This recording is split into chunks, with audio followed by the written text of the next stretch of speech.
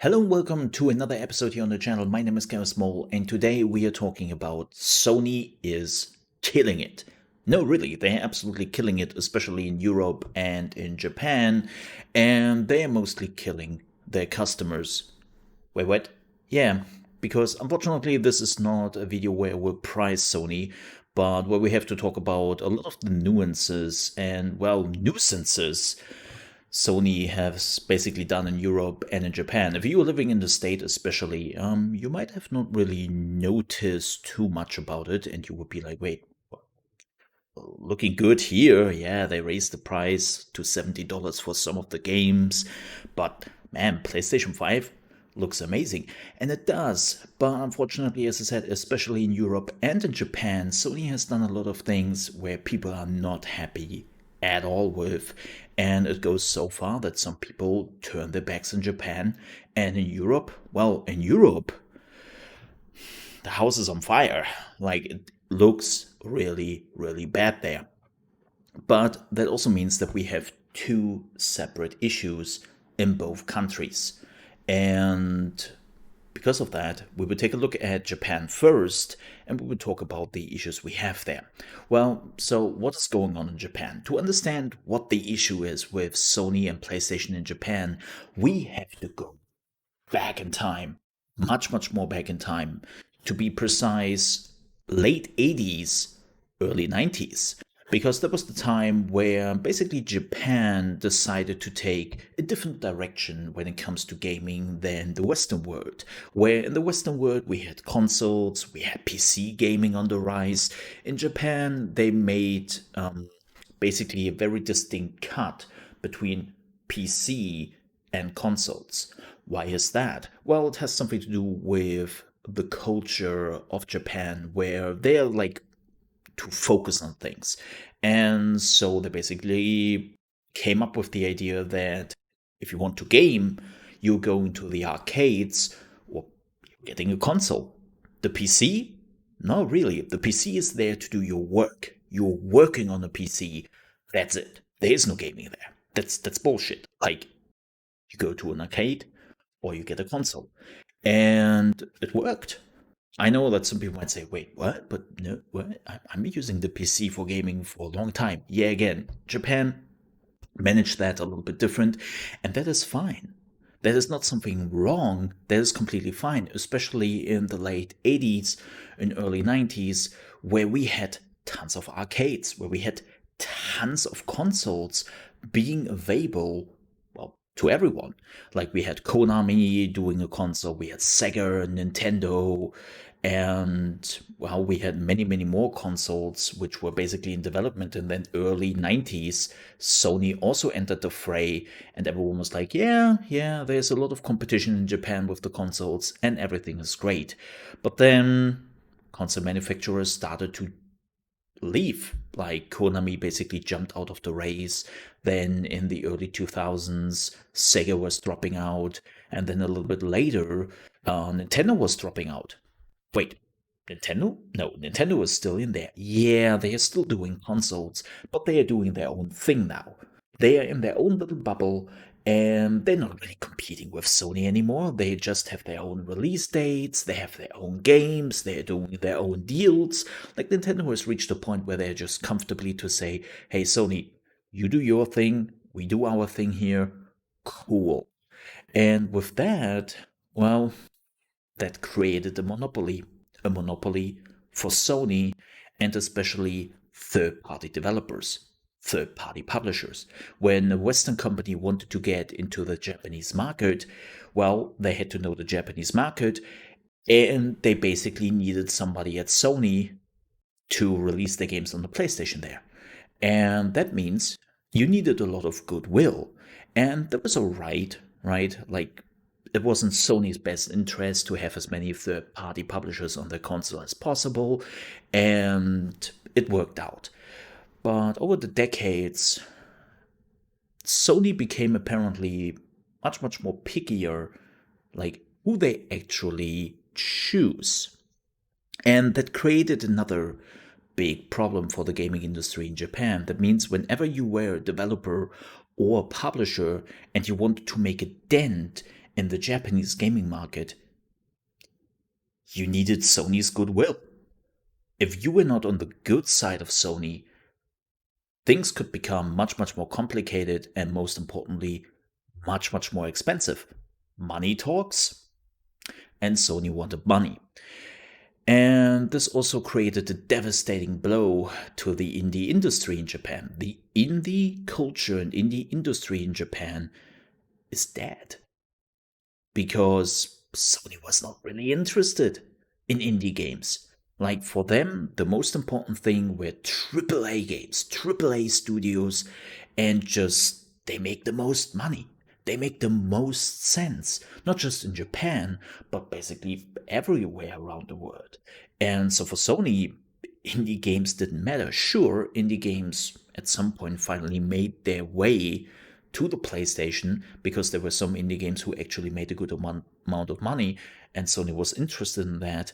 But the reality is, it's still not enough, and the Japanese indie industry is still more or less dead.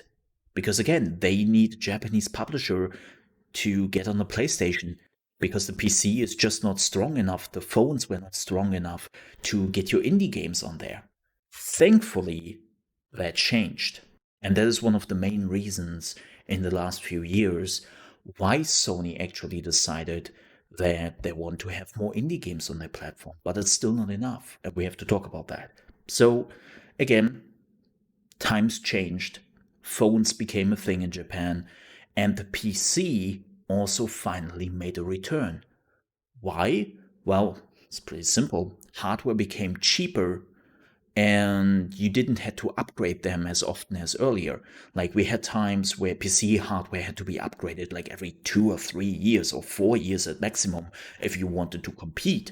Nowadays, you can buy some really good hardware and you can run it for 7 years without really issues. Like I still know people in my community even who run 7-year-old hardware and they can still run most games on high to ultra settings at 60 FPS. Not a biggie anymore. So in Japan, the PC market did grow and Steam also did grow, and that was good for the indie industry because the indie industry finally had a platform where they could just sell their games without needing a big publisher, without needing Sony. That was good for them. That was really, really good for them. And then something else happened. Something Sony definitely didn't have on their radar, and it helped indie publishers, developers, smaller publishers and indie developers, and smaller games just in general to circumvent Sony and make some money. The Xbox Game Pass. Yeah, believe it or not, Microsoft's Xbox Game Pass is a success in Japan. Of course, not on the Xbox, because let's be real here, the Xbox in Japan is still not a thing really, but on a PC, it's doing amazingly well. And it goes so far that Microsoft has now released some statistics regarding Xbox Game Pass in Japan. And there was this interesting statistic that 82% of all the Xbox Game Pass users in Japan had their first indie experience through Game Pass. 82%. That is a huge number. And that brought a lot of indie developers to Microsoft. And they were like, hey, Microsoft, you seem to be really indie friendly. Can we make a deal? And Microsoft is like, hell yeah. You're an indie developer. You are in Japan. You're making a Japan indie game. Welcome aboard. And the people love it. And there were, of course, already people asking Sony to finally react to that, to finally let more indie developers on the platform, make it easier for them, and just care for the Japanese gaming industry. And Sony's reaction to that? We don't care. Sorry, what do you want? Japan? Oh, sorry, we are focusing on the rest of Asia right now. We have already a monopoly in your country. Like, we don't care anymore. You just buy the consoles, you just buy our games, and you just do what you always did for the last few decades, right? Right. And people are like, Mm, no, we don't like that very much. Like, it's basically that Japanese customers are not really too pissed about Sony. They're more pissed about Sony not acknowledge them anymore as their core market, and Sony moved on. And that is what they slowly realize, and well, they are not happy about that. So, in itself, Sony can still fix the issues in Japan. And again, it's more like a we are not happy with you moment in Japan than a we are not buying your stuff anymore. We are leaving, right? That's not where we are at in Japan. But we are at that point in Europe because, well, if you lived in the States or maybe even in another country, you might have not noticed it, but the European PlayStation house is on fire and not in a good way. Because Sony has done a lot of things in the recent months and years and even weeks now where people are just like, what the hell are you doing? Like, what is going on here, Sony? So, if you've missed it, Sony has raised the price tag for video games in Europe. And you might say, okay, well, they did the same thing in the US. Yeah, but they raised the price tag to 80 euro. And if you're like, okay, 80 euro, that sounds a lot. What is that in US dollar terms? 95 US dollars. Yep, that's how much they want for video games. Before any Canadians or Australians are coming in and saying, we have always paid more money to games than the US. Yes, you do. But the reason for that is your currency is unfortunately less worth than the US dollars. Let's take the Canadian dollar. Depending on the day, when you are exchanging one Canadian dollar into a US dollar, you are getting back 75 US cents. So you're not even getting a dollar's worth back. When you are exchanging a euro, depending on the game day, you are getting back $1.15. So the euro is more worth than the US dollar. And with that, you normally pay less for a US product, right? And for years in Europe, we have always paid 60 euro. And people were not happy about this. It was still more than $60, but people were like, we have a lot of taxes here in Europe and a lot of other stuff. So yeah, okay, I, I guess 60 euro is fine in comparison to $60. We can live with that. But 80 euro is just absolutely crazy. Like people are at the point where they're saying, I'm sorry, we we don't have the money for that. Like, what do you expect? And this is actually the biggest question a lot of people have when it comes to like the money in general. Who's able to pay that? Who's able to pay 80 euro for games? And most people will tell you they don't. Like, yes, sure, we are doing a little bit better here in Europe than, let's say, in the US when it comes to the coronavirus and the economic issues, but it really depends on where you live in Europe. Like, keep in mind, Europe is not one country. We are multiple countries working on certain levels together and have the same currency, but that's about it. And that means that, yes, maybe in Germany, the coronavirus is doing pretty okayish and the economy is pretty good. But let's say you are going to Italy, then the whole thing looks different. And this is not to look down on anyone or anything. It's really just that's how it is. And Sony just says, I don't care. Everybody now pays 80 euro. And that's not feasible. Like even then, even if we wouldn't have the coronavirus, even if we didn't have like the economic differences, like Sony apparently is not aware how Europe and the euro really works. And $80 is just too much for a lot of people. But this is Sony just showcasing here that, well, we are PlayStation. Why would we care? Like, you buy our games, like, you have always bought our games, and you have always bought our consoles, so just shut up and give us your money. And Well, believe it or not, some people say no. No, we don't. Because that's just too much. Like, I'm not paying you 80 bucks for a game. And keep in mind, nowadays, it doesn't stay at 80 bucks. You're paying 80 bucks for a game, then you have to buy the DLCs, the season passes, the microtransactions, and whatnot. And if you want to get the full package, you have to pay much, much more than that. And right now, this is the worst timing to do this. And I hope, I absolutely hope that Sony will change that. That they will not let Europe pay for the rest of the world. Because right now, depending on where you live in Europe, you don't have the money for that.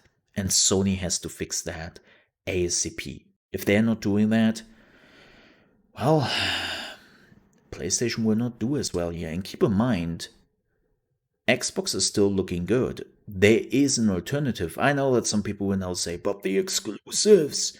Yeah, but when people are reaching the point where they have to question themselves if they can even pay for those exclusives, if they want to spend that much money, then Sony is getting a problem.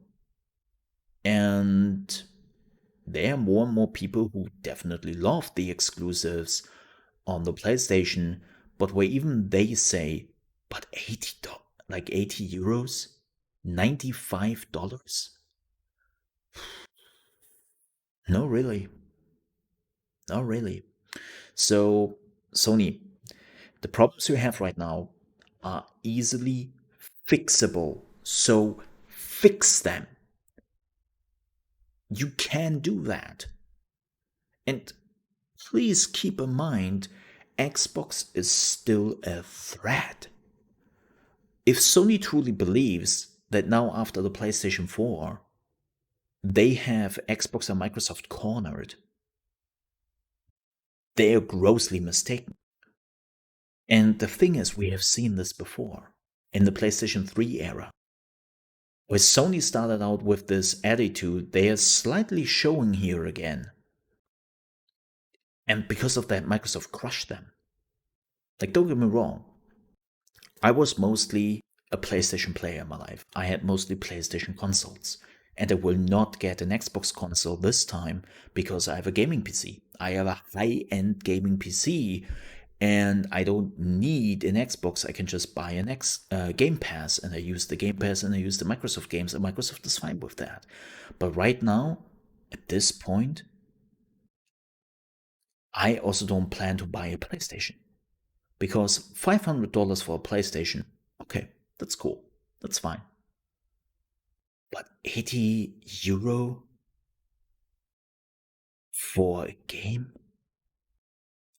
That's a bit steep. So, Sony, get your ish together, fix Europe, lower the price to 70 euro, and most people will be okay with that. And fix your attitude. Because more and more people are catching on to that and they're not happy with it. Fix it. Thank you so much for watching, folks. See you next time.